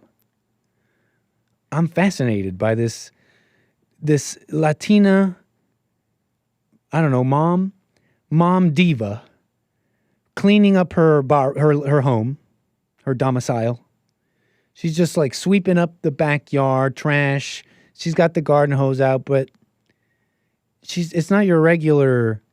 Look, she's doing the menial tasks of work that all people must do, right, to live and maintain your home.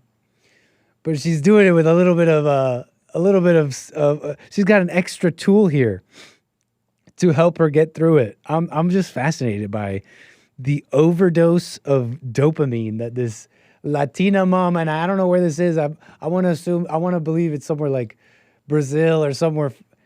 It would just make it funnier.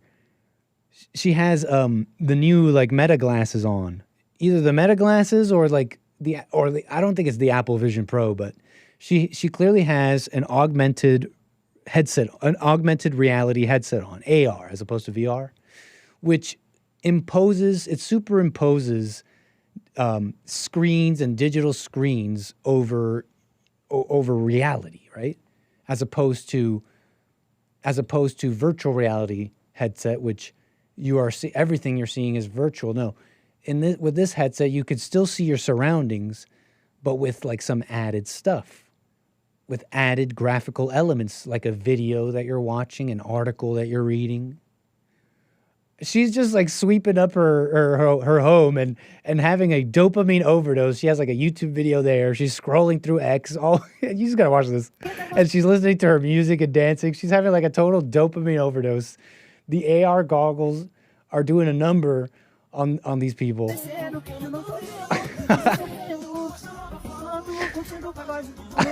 When she's scrolling, she moves it around. She's got a video playing already.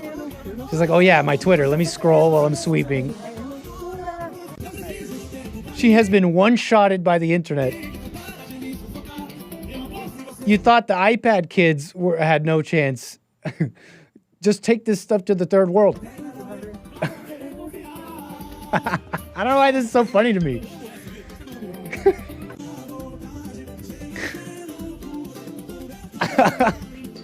She's just having a dopamine overdose. Like, are you seeing this, Bill? Look at this. Bill, I wanted to show Bill this one.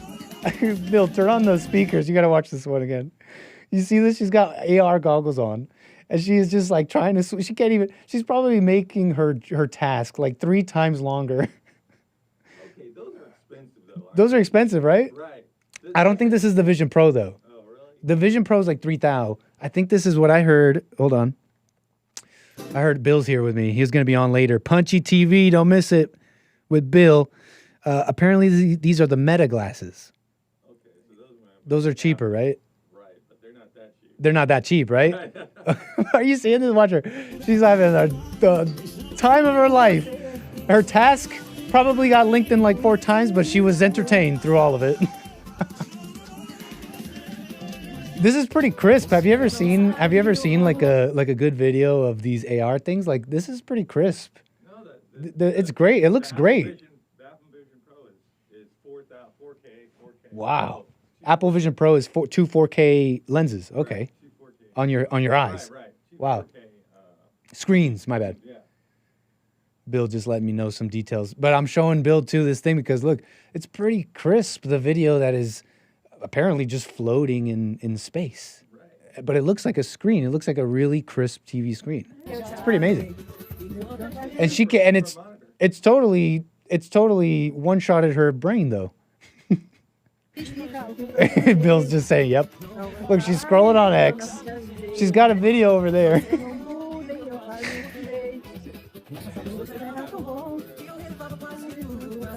You said what? I said the only thing we have going for us is it's expensive. The only thing we have going for us is that it's expensive for the moment. Yeah. Will society? How will society manage this, Bill?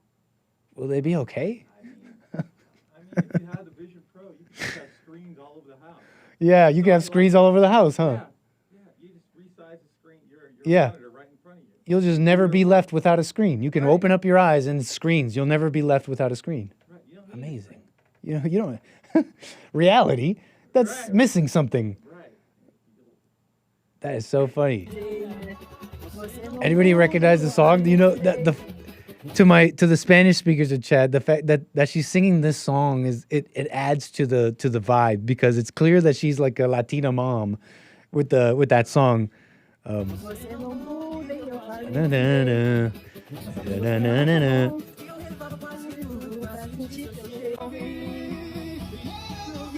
She cannot handle this dopamine overdose.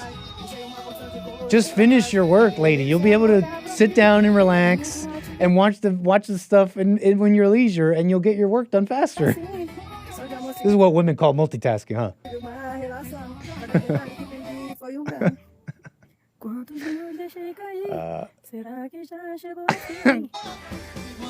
This diva, I love her. Okay, anyways, I just wanted to show you guys that. She could have been done with everything by now. This absolute diva. Okay, let's get to Jermaine out of Canada. Appreciate your call, Jermaine. You're on the air. Yeah, no problem. Doing the switcheroo. How you been, sir? Happy White History Month. Hey, Nick. Thanks for taking my call. Of course. Yeah, so, man, you're on the Apple Vision Pro. Yeah. It's a mess. Because I went to Apple a couple months ago. I think I talked to Hake about this, too. I was there, and while I was waiting to them to check my phone or whatever, the guy was like, let me give you a demo. So he gave me a demo, and I had this thing on. It can bring you out of space, can bring you to soccer games, it can bring you to the movie theater with seats and everything, and dim the lights. It's like another experience that you've never experienced before, right? And that's what they're selling you. And you can have, you were playing the video where there's like multiple different screens all around. You can have your Instagram open, your Snapchat, movie playing at the same time. It can take you to outer space. You're walking on the moon. If you want to go for a hike, it can take you for a hike. You want to go zip lining, it can take you for a zip lining. So it's like it paralyzes you from doing these things in person, and you're just sitting at home and you can do it at home. It's kind of interesting. I'm like, I would never buy this. We'll see. We'll see. I mean, yeah, that computing is changing in a way, and wearable computing is. So AI, wearable computing and stuff is like supposedly the next paradigm shift. Who knows if it will be that way? But yeah, you're right. I haven't tried it myself though. I've tried virtual reality goggles. The what's the one? The second version by what's that company? The Oculus. I tried the Oculus Quest 2. That's the most that's the most experience I have with like augmented versus virtual reality goggles. And this was a virtual reality. So you're telling me they put the Vision headset on you and they were like, okay, we're gonna go to space. How did it look? Like very crisp. Yeah, it's beautiful, crisp, nice. That's why I'm like, this is gonna be an addiction. Yeah. That's why I'm like, I would never buy it, because you're literally looking down and you're standing on the moon, and it's just the moon. The design is so good, and you're out of space and there's stars and all this stuff, and you're literally sitting at a soccer. You're sitting. If you sit down wearing this, you're sitting in the stage at a stadium, and you're watching the soccer game right in front of you happen. You're seeing the players like. The 3D is so good you can't tell if they're real or not. It looks like real people. That's pretty wild. Designed this thing. It's crazy. And I'm like, wow. The way you're describing it is how people who've tried drugs are describing it. They're like, when I hear Jesse say when he tried window panes, he's like, when I tried window panes, it felt so, I forget what he said, something like, it felt so good I knew never to try it again. or something like that. What is window pane? Why I've never heard of this. I forget. It was a story of Jesse when back in the day they gave him like I think window panes is like this tells you that it's true because this only happened in that time period. LSD, as you know it, you probably know LSD from like blotter paper where it's like a little square paper, and you saw it in like the movies where they put a little square paper on their tongue and now they're tripping, right? Okay, yeah. Back in Jesse's day, they used to put LSD in like these little thin gel cells, and those were called window panes. Yes, man. Yeah, they were like little gel, like not capsules, but a sort of like, they just call whatever they call them window panes, but they're full of they have a tiny amount of liquid in them, and that liquid was LSD. And Jesse, I think he said something like, "Oh, it was so good that I knew never to try it again," or something like that. Like I had no problems. That's how you're describing this like augmented reality stuff. Yeah. He's right on the point there. He's right on the point because you're going to get addicted to this and you're just going to be stuck in it.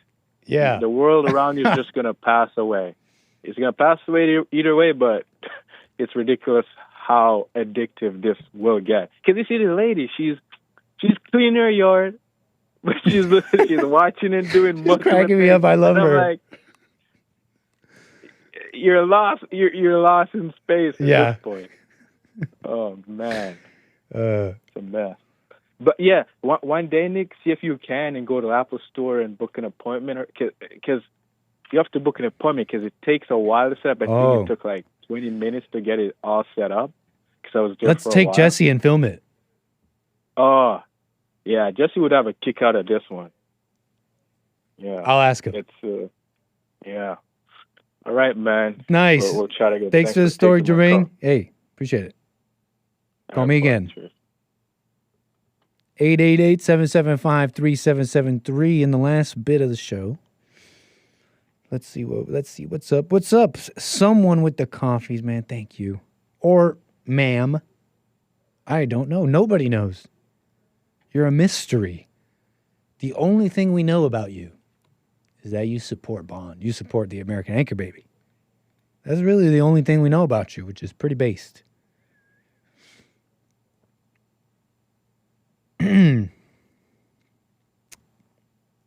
Amazing. Oh, that's so? I didn't know that, Jules. I didn't know that. I thought, hey, I don't know. I didn't know that. I don't even know if I should be repeating this, but this is like a correction on window panes. Apparently, 4 hits of LSD is called a window pane, regardless of it's blotter paper or like a gel tab. And I guess that makes sense, right? It's like 4 squares, looks like a window pane. Is that supposed to be like a hero? A hero? I don't know.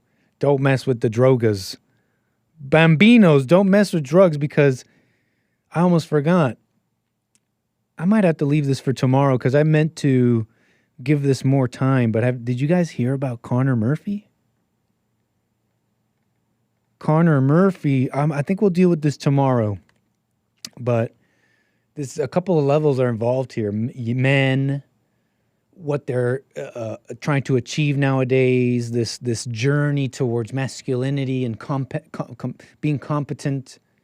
You've seen some movements arise out of this red pill, manosphere, looks-maxing even lately.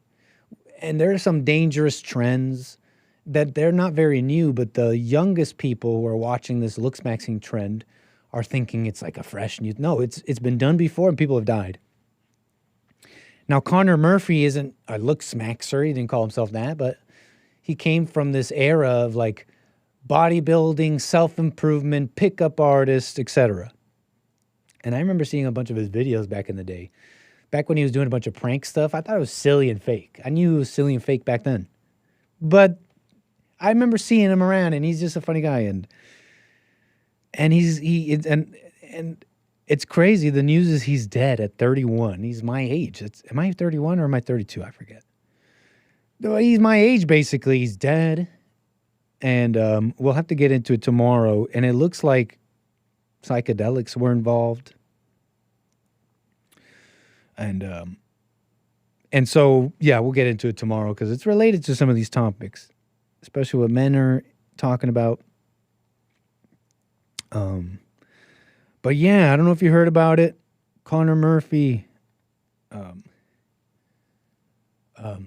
You might recognize, if I showed you him, you might recognize him. Not maybe so much lately. It's not like he does YouTube or anything as much anymore. But he has died. He has died as according to the reports.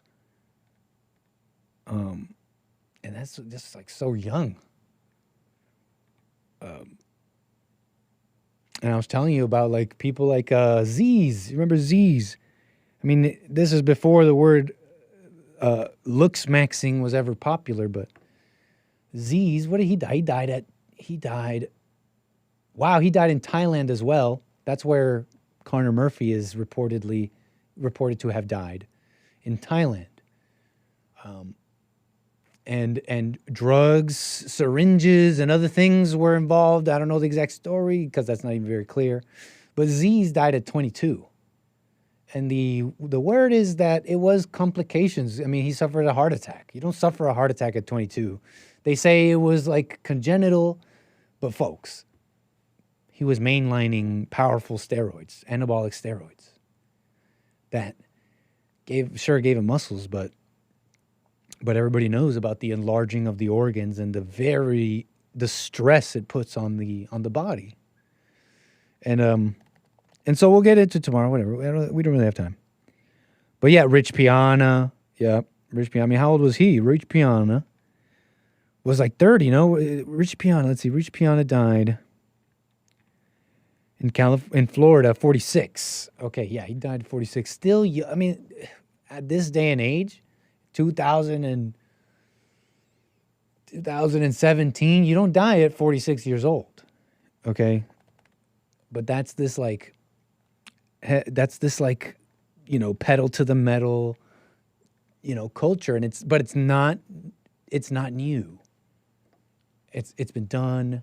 They're given different names, and I don't know about y'all, but I don't know. I don't really know. I can't know this because I don't know this. So this is merely my opinion. But this is that clavicular guy, and he just looks like he's rolling here, folks. Like he looks like he's rolling on ecstasy here.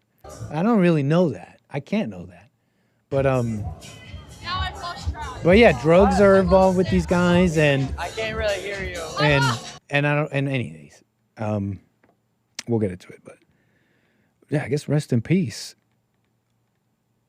It's crazy. You can lose your life really fast. In a blink of an eye. Anybody remember this guy?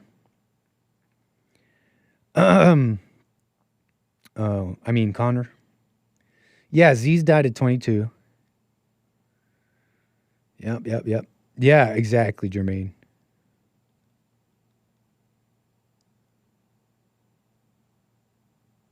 Yep. It's crazy.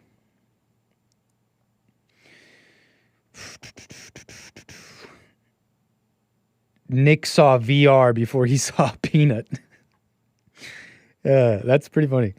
Yeah, I guess so. I got a VR headset on my head and my face, and I was a virtual hot dog with Jesse Lee Peterson, meeting people in the Netherlands before I cracked open a peanut, like from the shell.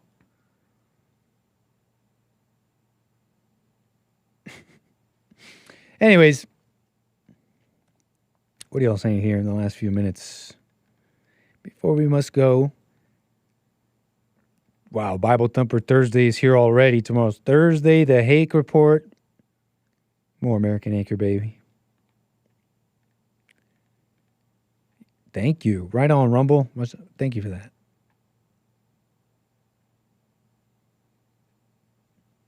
What are you saying here at Rumble?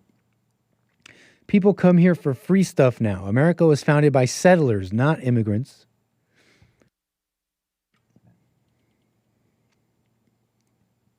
The statue depicts the pagan goddess Ishtar, or Roman Libertas, with the chains at her feet symbolizing freedom from divine or societal control. Is that true? That seems a little bit too satanic.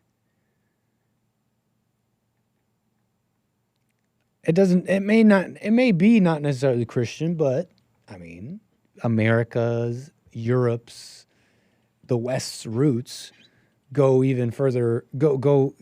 Include things beside like the Greeks and stuff that's not necessarily ostensibly Christian. And eagles and lady, what's that lady? What's that lady that America would depict in drawings and illustrations? And she's supposed to represent like America. It's like an old, what's that old illustration / character shown in, I don't know, early America that seems to depict America as, I don't know, like an embodied woman. I don't know. Let's see what Grok says. Oh, Columbia, Lady Columbia. Lady Columbia. So, it's one of those things. It like goes back, right? Lady Columbia. Is that Lady Columbia in the movies?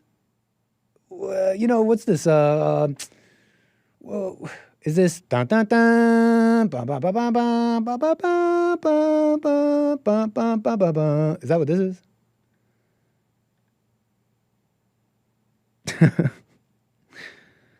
Incredible. Lady Columbia. And that's with a U, Columbia. The name Columbia comes from Christopher Columbus and was used poetically for the Americas as early as the 1600s. She became popular during the Revolutionary War, appearing in works like famous cartoons. She was gradually replaced by the Statue of Liberty and Uncle Sam. Lady Columbia, the goddess of liberty, the female personification of the United States, embodied America as a dignified, often neoclassical woman. This is from Wikipedia. Draped in robes. Neoclassical, meaning like Rome, but brought back. I'm pretty sure that's what that means. Like when you see, when they talk about neoclassical architecture, they're talking about like our government buildings and stuff, which is a call to Rome. And so that's what neoclassical is. Neoclassical. Draped in robes, holding items like a shield, sword, and olive branch. A patriotic goddess figure, similar to Britannia for Britain. Huh. They had a woman goddess lady too? Britannia. No, that's a ship. That's a cruise ship. Google. Who would win in a fight? Who wins in a fight? Lady Britannia or Goddess of Liberty, Columbia herself? Huh? Who you got winning, chat? All right, folks. Hope you enjoyed yourselves today. We got more American Anchor Baby tomorrow, but first, Bible Thumper Thursday. We all love it. The Hake Report. You don't want to miss it. And, of course, more American Anchor Baby. Appreciate you being with me today. We done did the topics, calls, super chats, and everything. Take care for now. I'll see you tomorrow, like I said. And that's it, folks. Take care. Bye.